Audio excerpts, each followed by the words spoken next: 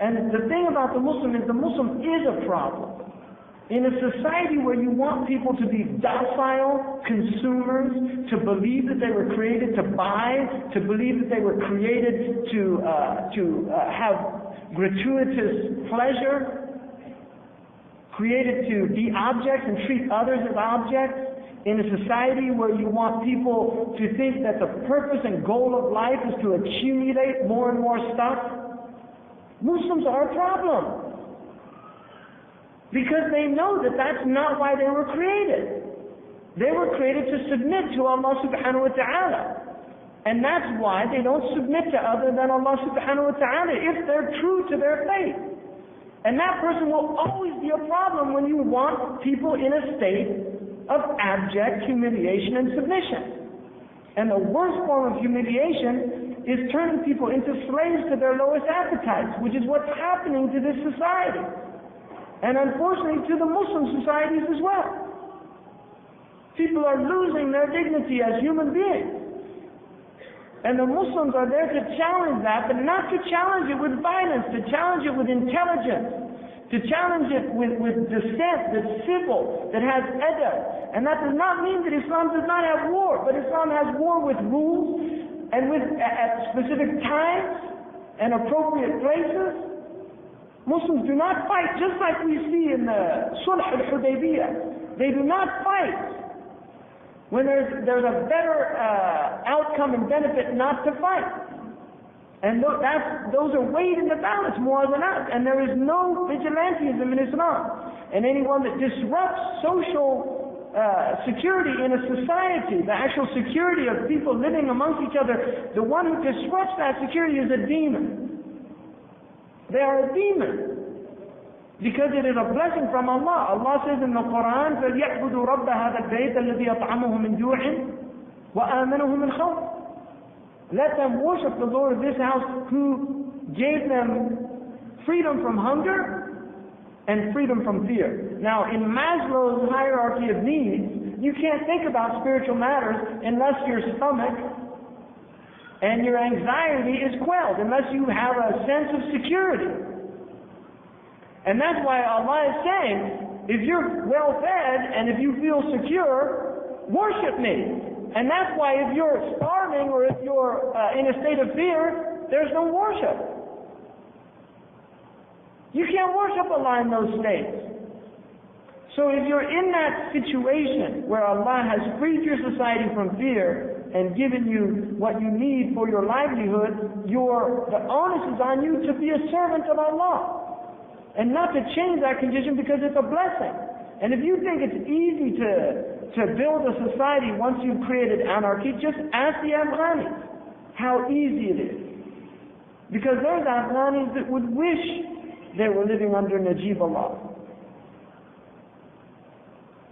There's Afghanis that wish it was 1972. A country you can't rebuild, a nation once destroyed cannot be rebuilt. That's Sun Tzu. And this is an old understanding. Sun Tzu says, do not lead your people into war out of anger. Because he said, a life once taken cannot be restored. And a nation once destroyed cannot be rebuilt. And the best victory is the one that no bloodshed is spilled. That's the victory of the Fath of Mecca. Or Sulh al-Hudaybiyah. One of the Sahaba said to the Tabi'in, you think the great opening was Mecca? No, it was Hudaybiyah. That was the great Fath. Why? لَقَدْ رَضِيَ اللَّهُ عَنَ الَّذِينَ يُبَايِعُونَكَ تَحْتَ الشَّجَرَةِ. Allah is pleased with those who take bay'ah with you. They got the Ridwan on that day, and it was all compromise. But it was compromise for a higher purpose or goal. We don't compromise principles. The Prophet ﷺ never compromised his principles, but he was somebody, and even Abdullah bin Hudafa, and this is a sound transmission that Ibn Abbas and others have related. He was taken prisoner. He was the man that was sent to Kisra, and Kisra ripped up the letter. But he was taken prisoner during a battle during Sayyidina Umar's Khalifa, and he actually the Roman ruler told him, it was like a general, told him, he said, if I won't kill you, will you reject your religion and become a Christian? He said, go ahead and kill me. Let's do it. And then he took, they had a pot, boiling water, and they dropped a Muslim in there, in front of him. And he said, I'm going to do that to you, unless you become a Christian. And at that point, Ibn Hudhafa wept. And this ruler looked at him and he said, you feel some fear? He said, La wallah. By Allah, I'm not feeling any fear. He said, I was weeping because I realized I only have one soul to give for Allah. And I wish I had the number of souls as the hairs of my body. And at that point, this ruler said to him, because he was impressed with him now, he said, if you kiss me on the forehead, I'll let you go. And Ibn Hudhafa said, wa ikhwani? What about my brother, the other prisoners? He said, even your brother. And then he said, قُلْتُ فِي نَفْسِي هَذَا عَدُوٌ مِّنْ عَدَاءِ اللَّهِ. I said in my own self, this is an enemy from the enemies of God. لَا أُبَالِي إِذَا خَلَّانِي وَإِخْوَانِي. He said, this is an enemy from the enemies of God, and I don't care if this will help my brothers. So he went and kissed them on the forehead. And then he let them go because people kept their word. And when he got back to Omar, they told Omar what had happened. And Omar had him come, and he said, حَرِيٌّ أَن يُقَبِّلَ جَبْهَةَ هَذَا الرَّجُلِ كُلُّ مُسْلِمٍ. Every Muslim should kiss the forehead of this man. And he went and kissed his forehead. Because that's fiqh. That's the understanding. You have to look at ma'alat, where the benefit lies. And we have to be intelligent. Muslims need to be intelligent. Now in this country, we have several things that we have to do. The time we have right now. One of the things that we have to do is that we have failed to let people know who the Muslims truly are. We failed to do that. And this is a benefit not just to the Muslim community here. That's the least of the benefit. It is a benefit because we do not want the Muslims demonized in other parts of the world, because it becomes easy for people that have the power that this country has been given to drop cluster bombs on their heads, to do these things.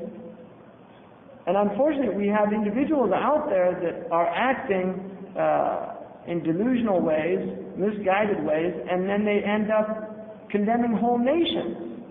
Whoever killed that reporter in Pakistan, he's affecting every Pakistani. Because that's what people are going to look at. And that's because that's the nature of most people. People don't think. They're emotional, and they look at it as emotional. And we're lucky that there's enough thinking people here that don't react that way. I mean, we're fortunate. So there are many, many things that we need to do, but that's one of the most important. And this needs to be more organized. It needs to be done more intelligently. It needs to be done with structure. We need to have outreach to the communities, our civic duties as a community in this country of law-abiding citizens, because Muslims are law-abiding. They abide by laws or they migrate. No one has the authority in this country, by Allah, no one has the authority to break the law or disrupt the security of the society. And if they do, they're in a state of disobedience with Allah subhanahu wa ta'ala. And the Prophet ﷺ, the 13 years that he was in Mecca, he did not have cells of people that were undermining the Meccans, that were blowing anything up, that were killing anybody. He didn't do that. Because permission was not granted to him until he had a state, a center of government. And at that point, permission was granted for them to fight because they were oppressed. Well, they were oppressed in Mecca. They were oppressed in Mecca. Why wasn't it granted in Mecca? Because had it been granted in Mecca, it would have set a precedent. Then any time Muslims are in a state of oppression, they can fight. But that's not the case. You have to have legitimate state authority in order to wage wars. And total war theory is not part of Islam. It's actually antithetical to Islam. Islam does not believe in total war. And we do believe in sulh, in alliances, in treaties, and all of these things. It's part of the Sharia. So it's very important. We also have to spread fiqh. I mean, part of the major problems in the Muslim world now is because there's not enough fiqh. There are people that don't understand the Sharia. And even when you study Sharia, you have to get to a level of usul. There are people now speaking in the name of Islam that have never read a text on basic Islamic jurisprudence. They haven't studied tafsir. They haven't studied with teachers. They've read things on the weekends or when in their free time. And I guarantee you, you can find whatever you want in the books of Islam to justify whatever you want. You could work out a fatwa from several different sources to justify September 11th. And the Christians can do the same thing with their books to justify their own heinous atrocities. I mean, priests justified slavery against black people in this country, and the Jews as well, the rabbis in this country. There are treaties that were written by Christians and Jews justifying racial slavery. Not slavery, racial slavery. That they were the accursed descendants of Ham, and that they should be, they're inferior. That was justified by the Bible. So you can use scripture, you can use the words of the scholars. I mean, there's a opinion in the Uthbiyah that is recorded that Malik radiallahu anhu said that it's permissible to kill priests in war and nuns. Now, I've seen that translated into English in a book written by a Muslim. And that is wrong. It's a wrong opinion. That is not the opinion of the Maliki school, nor is it the opinion of Imam Malik, but it was transmitted. And the thing about the Muslims, they transmitted everything because they were honest. So everything that scholars mention, the good, the bad, and the ugly, it's all there. And if you want to find the most crazy, insane positions, you can find it in Islam, I guarantee you. You can find it in the books. And I've seen them, I've read stuff, I can't believe it. There's misogynistic things in early Muslim books, things that are clearly unacceptable to say about women that were said that are not in the spirit of Islam, but you'll find them in the books. So we pull those out and we start spreading this teaching. No, it's unacceptable because it's not. But people are products of their society. And there were a lot of strains in Islam, and people who are from the subcontinent know that there are Hindu influences on the Muslims. Even though the Muslims have been Muslim for over 1,000 years, there's still Hindu influences. There's Zoroastrian influences in Afghanistan and in Persia. So Jahiliyyah runs deep. So, and scholars are not immune to that. Scholars can also have their mistakes, but who clarifies it? The collective body of scholars. And that's why one scholar always has mistakes, but it's the collective body, and that's what you study. You study the collective body. And that takes effort, so we have to spread fiqh, and that needs to be done through schools, madaris, and people really need to be trained. We need to have media spokespeople. Every community needs to do that. And they should be people that speak English, preferably without an accent. There have been polls that have been done in this country that 25% of Americans have a difficult time understanding foreign accents. So you can lose 1/4 of your audience just because you're not speaking. And Allah says that He only sent the people with the tongue of a messenger with the tongue of His people, to be lisani qawmi, with the tongue of His people. And tongue is not language, it's flesh and blood. It's deeper than just language, of knowing the language. It's knowing the idioms, it's knowing the culture, knowing how to talk to people. And then also knowing how to speak in a way, but there's Muslims that quote outrageous things that don't.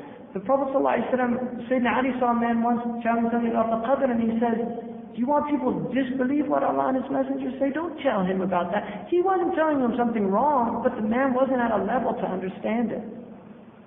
And there's Muslims think you can go out and talk about 72 Hur al-Ain and subhanAllah. Because these people have a whole different, I mean, it's crude. They're people that assume that this is all about crude sensuality, which it's not. If you think it is, you're misled. I mean, Jannah has no najasa, it has nothing impure. It's absolute purity. And that's what it's articulating. It's articulating about purity. So we have to have training in that. We have to have, and then community leaders need to come together. And this is a time for unity. We also have to have communities have to have relationships with the law enforcement, but it should be done at the community level. It should be done by people that represent the community. They should be together. They should not be seeing people alone. They should not be. We have to be very careful about this. So it's very important, all of this, especially right now, because there's a lot of suspicion, there's a lot of trouble, and we need to dispel these things, and people need to realize that the Muslim community is not a threat to the security of this country. The only thing Muslims are a threat to is corruption. That's a true Muslim. He's a threat to what's bad in the society, not what's good. He affirms the good, and security and lawful conditions are conditions that we want and we agree with. We also need to have defense funds in every community. The community here should have a defense fund, and you should organize that at a level that people can trust, because we need to have local and national defense funds for Muslims that are unjustly cases that have merit, that are examined by a body. They need to be defended by lawyers that are capable of defending them. Now, in terms of the American foreign policy, we also have to have a voice here. We need to have a voice. It's important. Muslims cannot be silent about what is wrong, but we need to do it intelligently. We need to do it with discipline. And I appreciate when CARE sends these things out, it says respond courteously, respond, and that is adab. That is the way Muslims do it. You read some of these things that Muslims write on the internet, and it's shocking. You wonder, where did these people grow up? Did they have parents? Where did they learn that language? I mean, why are Muslims speaking like that? Because a believer does not have foul language. And then also the good honor of Muslims. We're told to defend the honor of Muslims. If you speak about people, you speak generally. You don't speak specifically. Unless somebody has clearly done something that's condemnable, that needs to be, and you have to be careful with that, because what you might think is condemnable is just from your lack of understanding. كم من عائب قولا صحيحا وآفاته من الفهم السقيم. How many people find fault in a statement, and the fault is in their lack of understanding. And then about the foreign policy, I think we need to remind Americans what George Washington said. So I want to read, and that's how I'm going to finish mine. This is from the farewell address of George Washington to the American people. And I think that George, had they taken his advice, there wouldn't have been a September 11th. He said, observe good faith and justice towards all nations. Cultivate peace and harmony with all. Religion and morality enjoin this conduct. And can it be that good policy does not equally enjoin it? It will be worthy of a free, enlightened, and at no distant period a great nation to give mankind the magnanimous and too novel example of a people always guided by an exalted justice and benevolence. Who can doubt that in the course of time and things the fruits of such a plan would richly repay any temporary advantages which might be lost by a steady adherence to it? Can it be that Providence, meaning God's guiding force, has not connected the permanent felicity of a nation with its virtue? In other words, a nation, the well-being of a nation, he's saying that God has connected it with the virtue of the nation. If the nation is lacks virtue, then God's guidance and His protection is no longer there. The experiment, at least, is recommended by every sentiment which ennobles human nature. Alas, it is rendered impossible by its vices. In the execution of such a plan, nothing is more essential than that permanent, inveterate antipathies against particular nations and passionate attachments for others should be excluded. And that in place of them, just and amicable feelings toward all should be cultivated. Wallahi, that is all that we could ask of this country. That's all we could ask, is that they live up to this. The nation which indulges towards another an habitual hatred or an habitual fondness is in some degree a slave. And this is getting back to that likes and dislikes. You become a slave to your likes and dislikes. It prevents you, because these people studied ethics. They knew ethics. That's where it all comes from. I've actually seen his library. I know what was in his brain, because I've seen and read the same books that he read. And where he's getting this stuff. And whether he lived up to it or not, that's his own business, not my business. He's speaking the truth. This is truth. It is a slave to its animosity or to its affection, either of which is sufficient to lead it astray from its duties and interests. Antipathy in one nation against another disposes each more readily to offer insult and injury, to lay hold of slight causes of umbrage, and to be haughty and intractable when accidental or trifling occasions of dispute occur. So likewise, a passionate attachment of one nation for another produces a variety of evils. Sympathy for the favorite nation facilitating the illusion of an imagined common interest.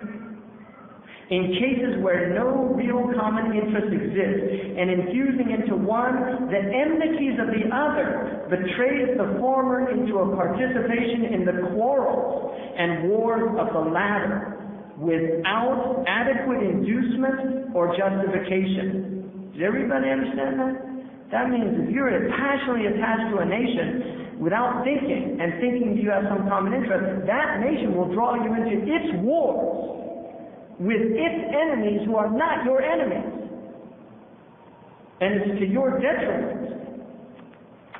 It leads also to concession to the favorite nation of privileges denied to others, which is apt doubly to injure the nation, making the concessions by unnecessarily parting with what ought to have been retained, and by exciting jealousy, ill will, and a disposition to retaliate in the particulars from whom equal privileges, in the parties from whom equal privileges are withheld, and it gives to ambitious, corrupted, or deluded citizens who devote themselves to the favored nation facility to betray or sacrifice the interests of their own country without odium, sometimes even with popularity, gilding with the appearances of a virtuous sense of obligation, a commendable deference for public opinion, or a laudable zeal for public good, the base or foolish compliances of ambition, corruption, or infatuation. Against the insidious wiles of foreign influence, I conjure you to believe me, fellow citizens.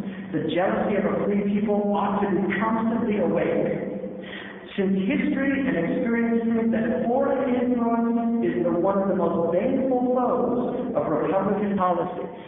This is the cherry tree. Telling the truth. Now listen to this. See, they get so caught up, they only see danger from the enemy of that favored nation. They don't see that that favored nation might be dangerous as well. And then what happens? Real patriots who may resist the intrigue of the favorite are liable to become suspected and odious, while its tools and dupes usurp the applause and confidence of the people to surrender their interest. The great rule of conduct for us in regard to foreign nations is extending our commercial relations to have with them as little political connection as possible. So far as we have already formed engagement, let them be fulfilled with perfect good faith. Let us here stop. That's very well addressed. That's my very well addressed. So that's what we should just tell them. Just listen to your founding president. Listen to him. That's all we want. Just let's be fair. Right across the board. Treat everybody the same. And Alexander the Great, they asked him how he gained such a great empire by such a young age. And he said, by making my enemies my friends. And that's the challenge. Because we need to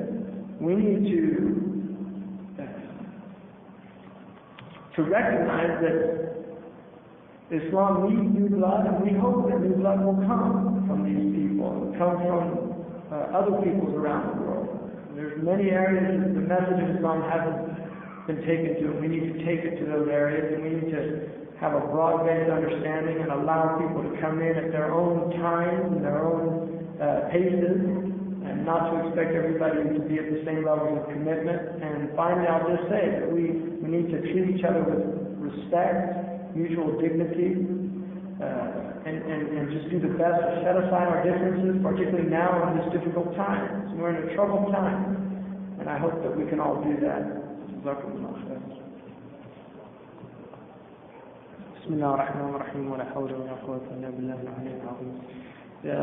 First question, what does the Quran say regarding Jews' command to turn the other cheek? There's two, like I said earlier, that the Quran has two approaches. One is the approach that gives a right, al-nafs bil-nafs, wal-ayn bil-ayn, wal-sin bil-sin, an eye for an eye, a tooth for a tooth. And it gives that way. But if you follow those verses, and then it says after that, and those who forgive, is closer to something. So it gives you both, you can take both paths. But what does the Quran say? الَّذِينَ يَسْتَمِعُونَ الْقَوْلَ فَيَتَّبِعُونَ أَحْسَنَهُ. Those who listen to the Quran and they follow the best of it. What does the ulama say about the best of it? They say it's to forgive, it's not to want vengeance, it's not to want retaliation. Because that's the way the Prophet ﷺ meant. But rightful retaliation, that's lex talionis. You have a right in Islam to get recompense financially if there was manslaughter. You have a right if somebody kills somebody that their life is taken, or you can forgive them. So which would solve the death penalty problem in this country too. People who want to forgive, they can forgive. People who don't want, they don't have to. I mean that's the way. That's a fair resolution to that problem. You said in a transcript of an interview with Michael Enright, you said that the word jihad is probably one of the highest concepts that the Arabs and Muslims have. In the Quran, it is never once used to express a military meaning, not once. What I meant by that is that there is nowhere in the Quran where jihad is used to mean killing. And I have said that in other interviews, that going out in the way of Allah, yujahiduna fi sabilillah, that a military expedition is a jihad. But when Allah speaks about confronting the enemy, the word qital is used. You see, the word qital is used.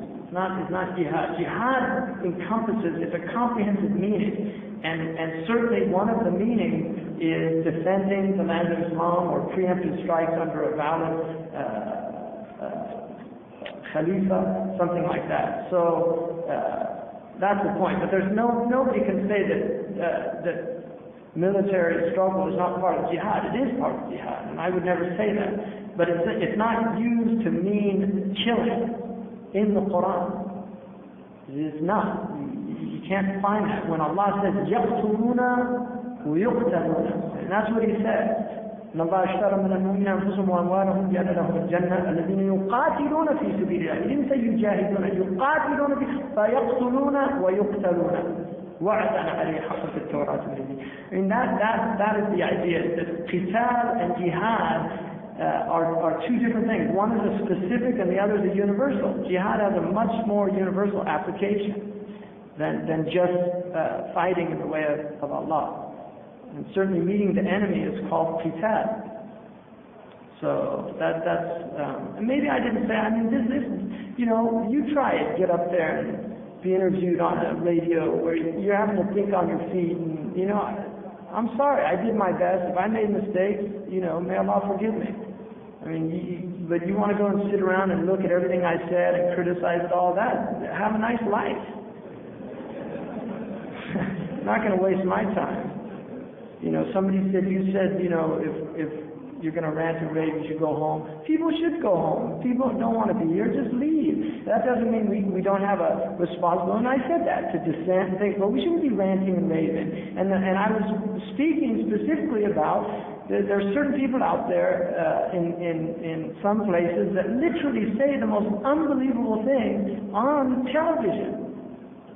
You know, that the Prime Minister of England should be killed and this and that. And it's just unbelievable. And that's what I'm talking about. I'm not talking about legitimate dissent, about Muslims speaking out. And I never, you know, some people are like, I joined the New World Order and found inner peace. You know, I mean, subhanAllah. And that's iftira. I mean, I was in a situation that I did not want to be in, and I did my best, and that's all I can do, is do my best. And if people want to take me into account for that, I'm glad that you're not my Lord. You know, seriously, I'm glad. Because he looks at what's in people's hearts. And good Muslims tend to do that. They try to have a good opinion of people, like Imam Siraj. I mean, Imam Siraj, when I saw him in New York, and we did that 60 Minutes, and people got upset at 60 Minutes, you asked him what I said on that 60 Minutes, and then you asked him what was cut. All right? And that's the problem. And there's been things said in these articles, if you want to believe that, man, the Quran says, إِن جَاءَكُمْ فَاسِقٌ بِنَبَإٍ فَتَبَيَّنُوا. If a fasiq comes with news, you've got to find out if it's true or not. So just because it's in the Washington Post or the Wall Street Journal or whatever, that's not Sahih al-Bukhari or Sahih Muslim, folks. You know, you should find out. I mean, they said I was like in a mystical sect or something like that. I never said that. Somebody else said that to him. You know, so there's things that are said. I don't know where they came from. That's the truth. And did I regret saying what I said? I would say that the only regret I have is not universalizing it. That's all. And the whole world stands condemned. That's my view. That's the only regret. If I have a regret about that, it's just that I'm looking out there at the world.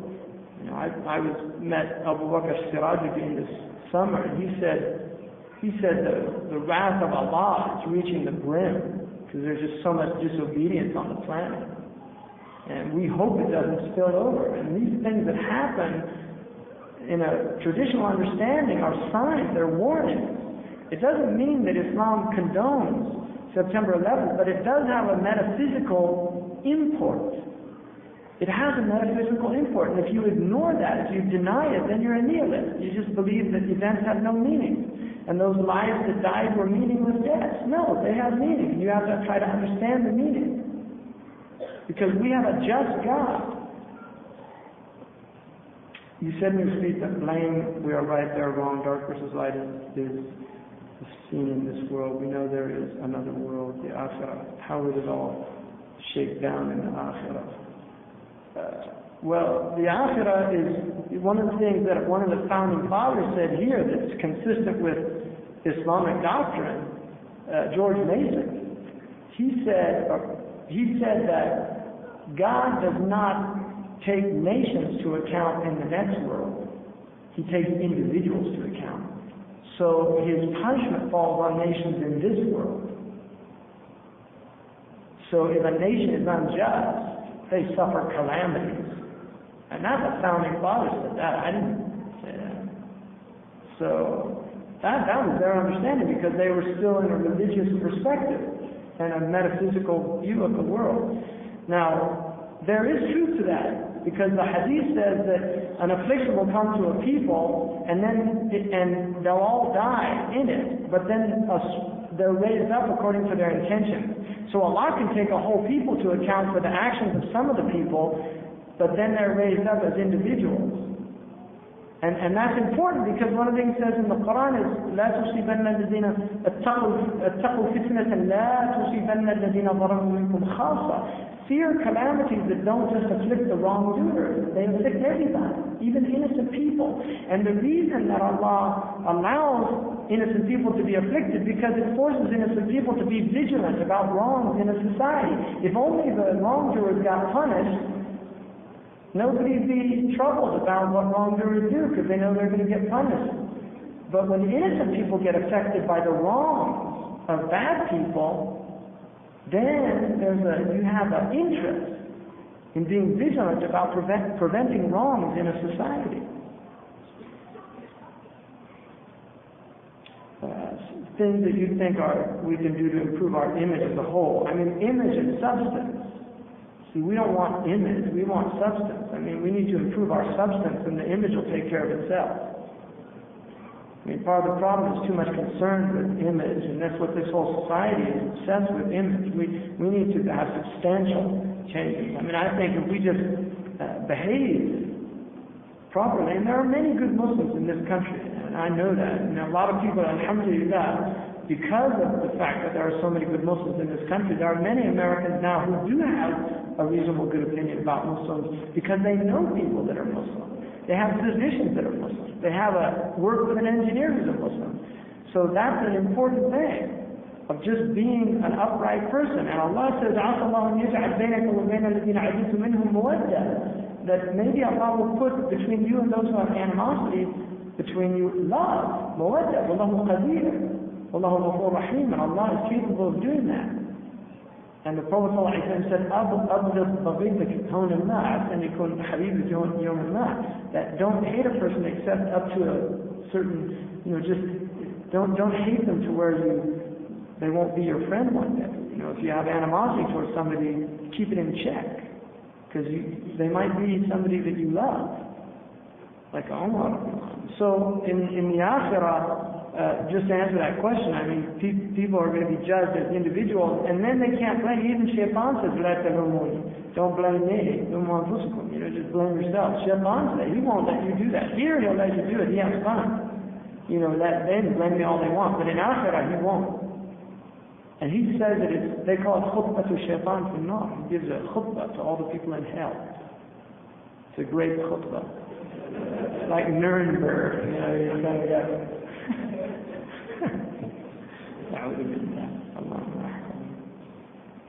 So in terms of changing things, we have a lot of things we do. The media is a double-edged sword, but the media is not all evil. It's not an evil empire.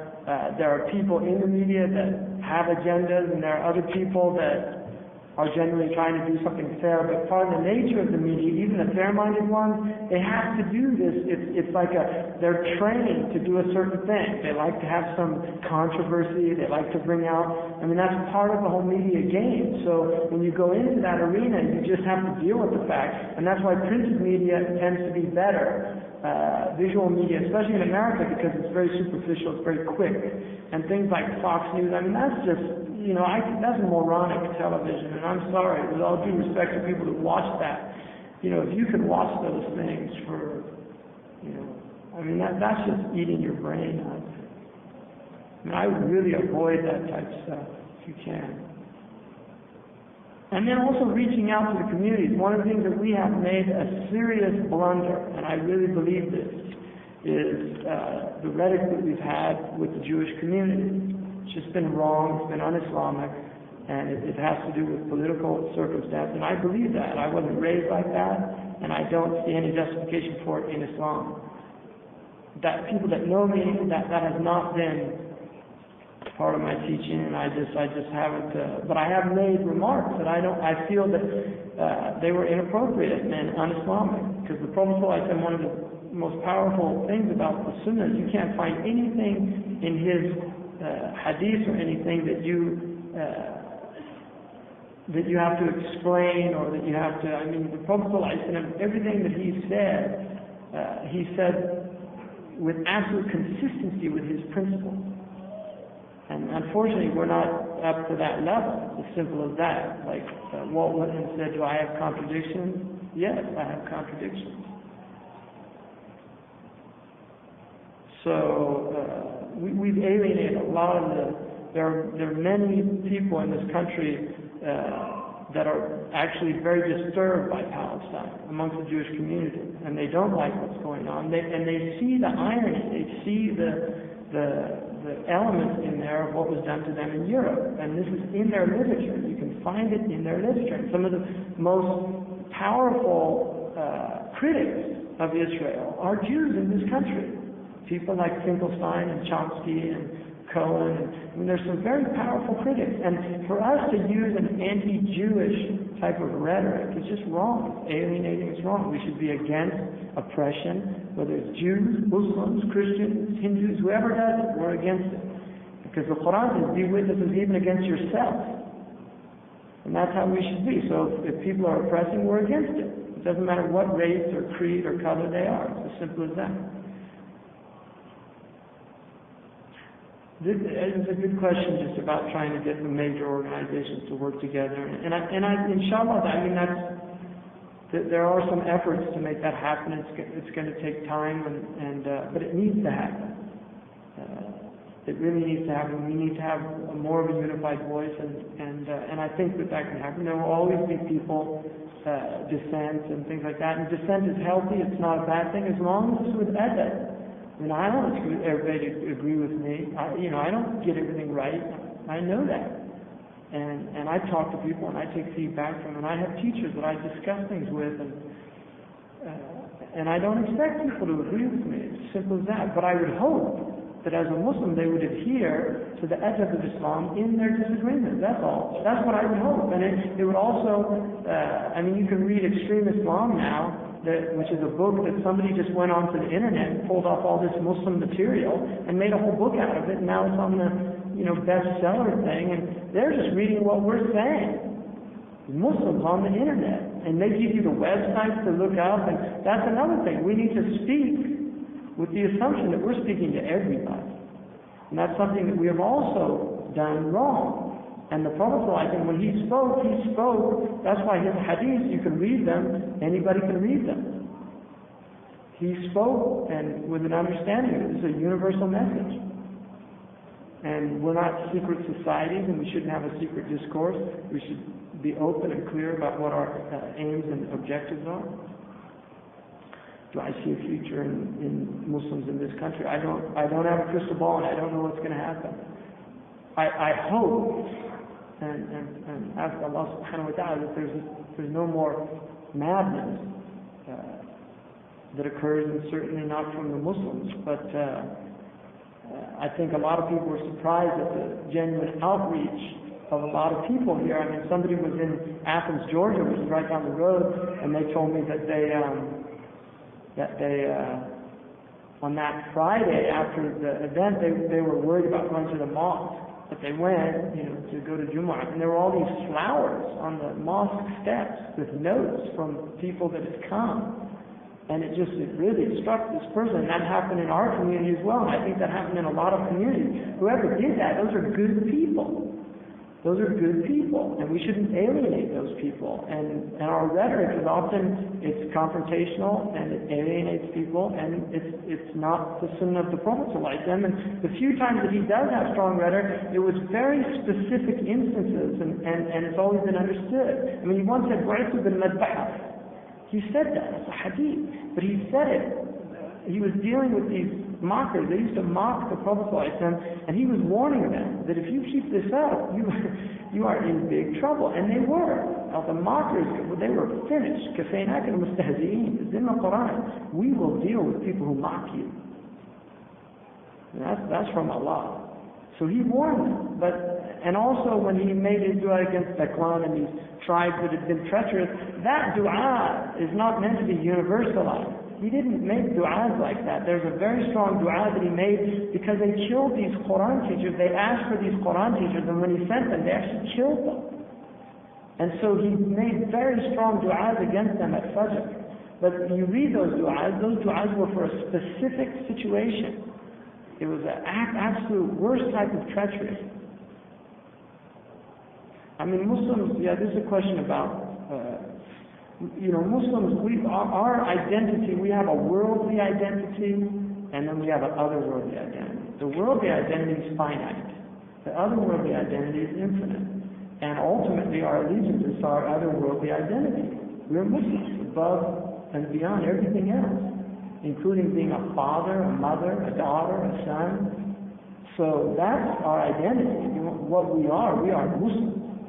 If we're citizens of this country, we are citizens as well, and that is a temporal identity, and you're expected to behave as a citizen. A citizen has rights and responsibilities, and we're expected to maintain those rights and responsibilities. It's as simple as that.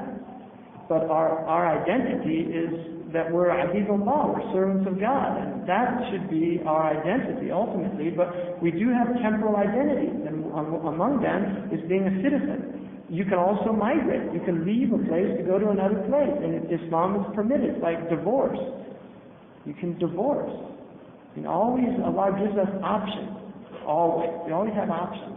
And that's why the expectation is to do the appropriate thing. If you're in a bad marriage, you have certain options. You can be patient. If your husband's horrific, if he's terrible, if he's abusive, if he doesn't wash, you can be patient. You can try to get him to change. You can bring in your male relatives with some muscles and say, this is my daughter, you better treat her right. You can do that. The Quran says that. You bring in the male relative. You can bring in an arbiter. You can do all these things. Can she start poisoning him with arsenic?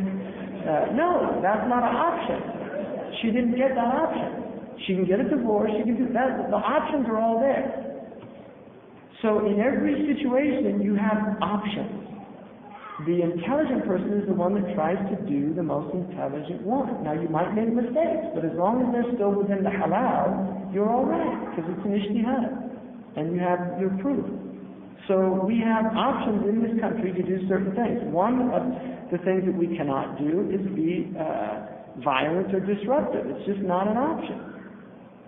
Obviously, unless you're physically defending yourself, that even this country gives you the right to defend yourself. And we can do that. If somebody breaks into your house, you have a right to defend yourself. If somebody accosts you on the street, you have a right to defend yourself.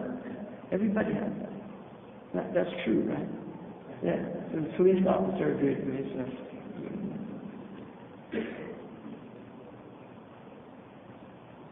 Any other?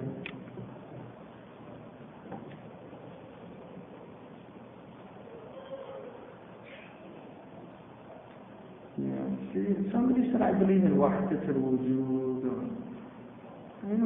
Anywhere you show me in any tape where I said that, I don't even understand wahdat al-wujud.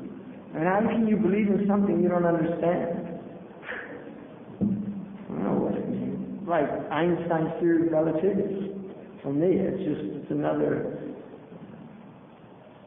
I mean, if you mean Allah's one, I believe Allah's one. If you mean this is Allah, I don't believe that. So, I mean, people say that. I don't know where they got that from. But that, alhamdulillah, if he said that, it's his problem, not my problem. Somebody asked about the shaheed, that you said people were shaheed. And I didn't say, if you look at that actual thing, I said, if there were martyrs, they would be. That's called a conditional statement in English. All right, that's all I said. Right? And if you understand English, you know what that means. And martyr, if you look it up in the Webster's Dictionary, somebody who sacrifices his life for somebody else. So if somebody died trying to pull somebody out of a fire, he's a martyr in English. All right. Now shaheed is another thing, and there were Muslim firemen in there as well. People don't know that, but I know that for a fact. There were Muslim firemen in there that pulled people out. So that's the point. And Martin Luther King, he was a martyr for his cause and for his people. It's as simple as that. You know, in Sharia, a shaheed is somebody, a Muslim, who dies fi sabilillah. So that has a hukm. But a martyr in the Greek language, martyros, which means witness, and it has the same meaning as shaheed in Arabic, but it's somebody who dies witnessing what he believes. So he's a martyr to his cause. It's perfectly good English language. It's like using Mecca. People here, they say Las Vegas is a Mecca of sin. You know, now, it's not nice to use the word, but if you look up Mecca in Webster's Dictionary, it's an English use of the word, whether you like it or not. It's not Mecca of Saudi Arabia, but Shaitan has a throne that he imitates. And if you go to Las Vegas, it looks just like the Saudi Arabia. So Shaitan went out there and built his own little Kaaba-like structures where people go in there and do their tawaf and things like that. That's what he does. He likes to imitate, and so that's their worship. And he has pilgrims. He probably every year, we had 3 million pilgrims this year. I mean, they call it pilgrimage as well. So that's what Shaitan does. He imitates. He likes to imitate. It's a bad place. It's a bad place. There's some good Muslims there. I told them to leave, but I mean, I went there and in the airport it says, submit to your desires. That's what it says. And that's the creed of the devil. It literally says, if you translate in Arabic, aslim li shahawatika. Become a Muslim of your desire. And that's what Allah says. You know, people ittakhadha ilahahu hawahu. There's people that take their desires as their God. It's exactly what gambling is. So,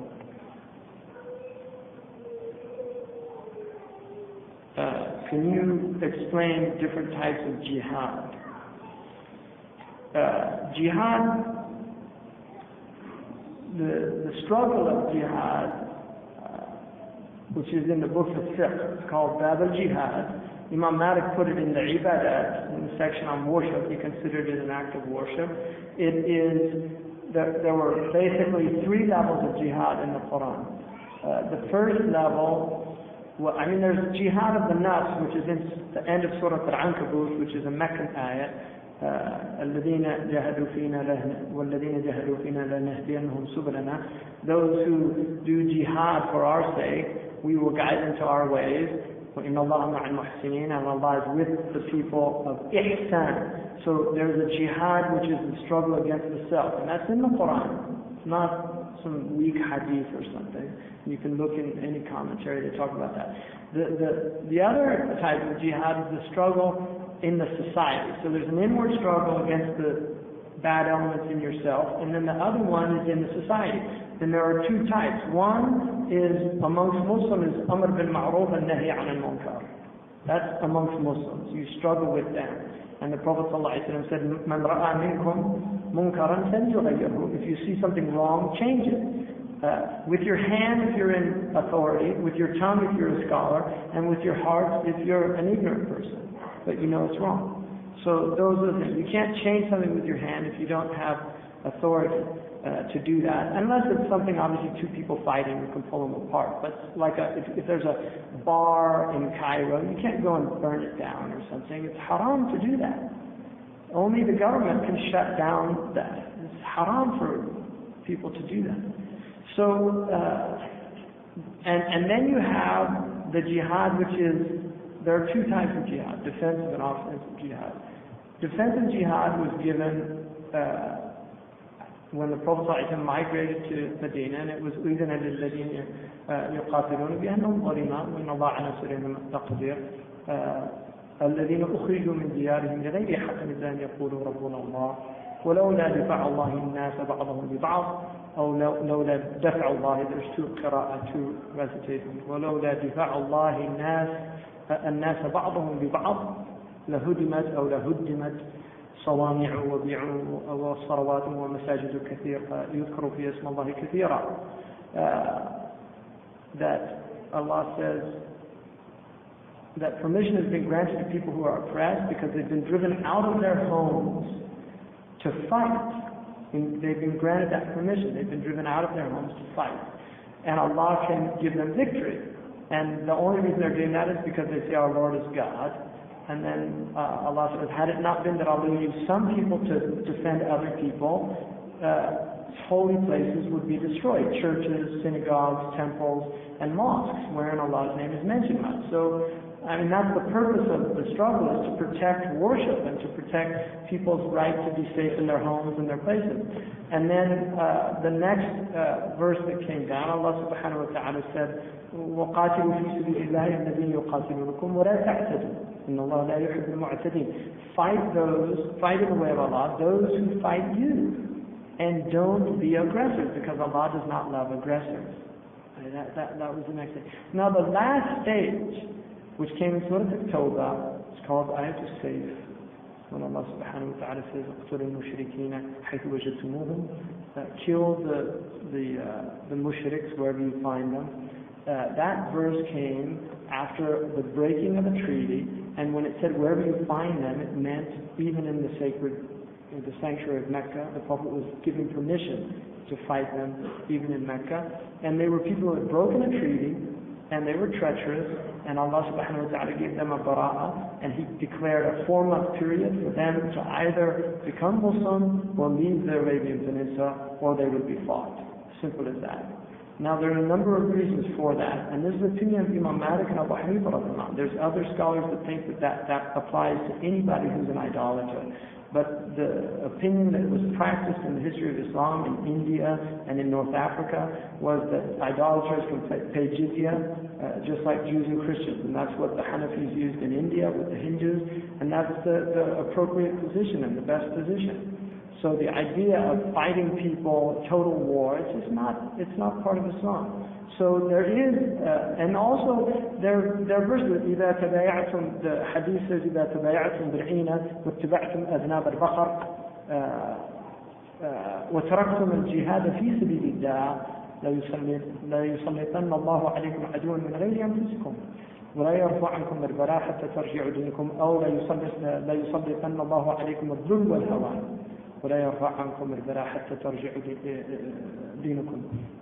That you will, when you buy and sell with credit, when you follow the ways of the world like agriculture and do all these things, and you leave struggling for the sake of God, which is jihad, then what will happen is you'll have enemies subjugated, that you will be subjugated to. And you will be humiliated. And that humiliation will not be removed until you change your condition or return to that state. Now that has to do with being prepared. And Muslim countries where Muslims are a majority, they have a right to defend themselves and be militarily prepared. And history shows that if you're not prepared, people come and they take you over, just like the colonialists did. They went and they just took the Muslim world over and did terrible things to them. I mean, Lord Kitchener, right, the great Lord Kitchener, who went to avenge the death of General Gordon in Sudan, he had the Mahdi's body. This is an enlightened Christian lord from Britain in 1885. He had the Mahdi's body dug up, and then he mutilated it and had it destroyed and dispersed, and then he wanted to use the skull as an inkstand. And this is a man who was a general in World War I with Winston Churchill. So the idea of not defending him, the Sudanese, I mean, he went and killed them just because the Mahdi was trying to defend his land and people. People have rights to defend their land. That's why the Quran says, لا ينهاكم الله عن الذين لم يقاتلوكم في الدين ولم يخرجوكم من دياركم أن تبروهم وتقسطوا إليهم. But Allah doesn't prohibit you from befriending or being good, showing righteousness, filial piety, all these things, to people who do not oppose you in your religion and don't force you out of your homes, that you are good to them, and that you actually can share in your money. You can actually give them money, share them in your money. And that's why in Sharia, if somebody holds you up and says, give me your money, it's permitted to give your money, because you can just put them in a hilf with Allah and just say, here, take it. Or you can fight and defend yourself. So either way, it's acceptable. So, jihad is a very misunderstood concept, let's just say. And then, alhamdulillah. Well, thank you very much, and no fraud or takfir.